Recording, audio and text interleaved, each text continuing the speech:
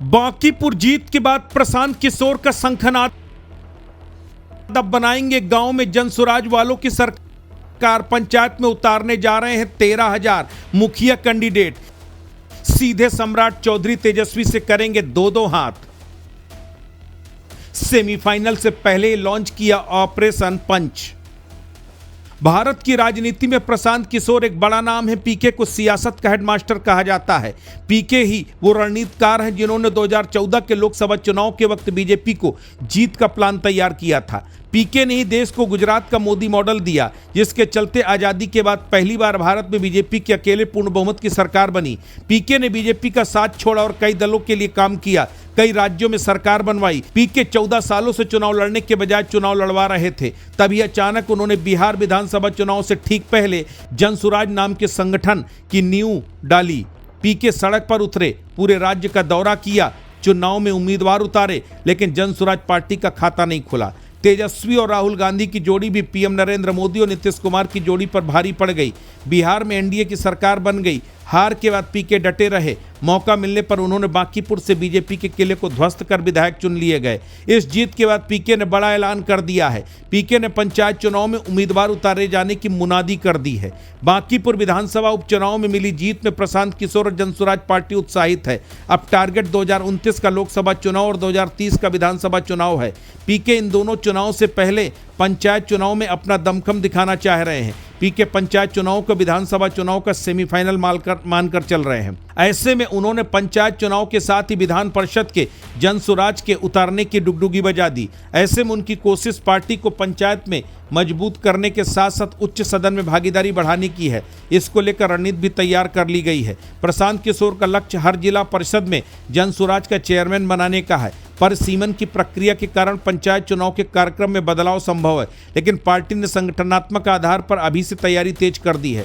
पंचायत चुनाव के बाद जनसुराज की नज़र बिहार विधान परिषद की सीटों पर भी है। पार्टी आने वाले एमएलसी चुनाव में अपनी राजनीतिक ताकत आजमाने की तैयारी कर रही है। खासतौर पर स्थानीय निकाय और पंचायत स्तर पर मजबूत नेटवर्क बनाकर विधान परिषद चुनाव में उसका इस्तेमाल करने की रणनीति पर पार्टी ने काम करना शुरू कर दिया है।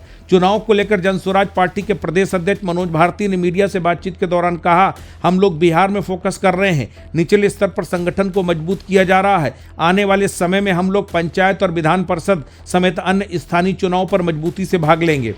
उन्होंने कहा कि हमें पूरा यकीन है कि प्रशांत किशोर की नीतियों पर लोग भरोसा करेंगे, बांकीपुर की तरह हमारा साथ देंगे। संगठन की इकाई गठित होने के बाद हम लोग पंचायत चुनाव में भी अपने उम्मीदवार खड़े करेंगे। इसके अलावा विधान परिषद चुनाव में भी पार्टी उम्मीदवार देने जा रही है।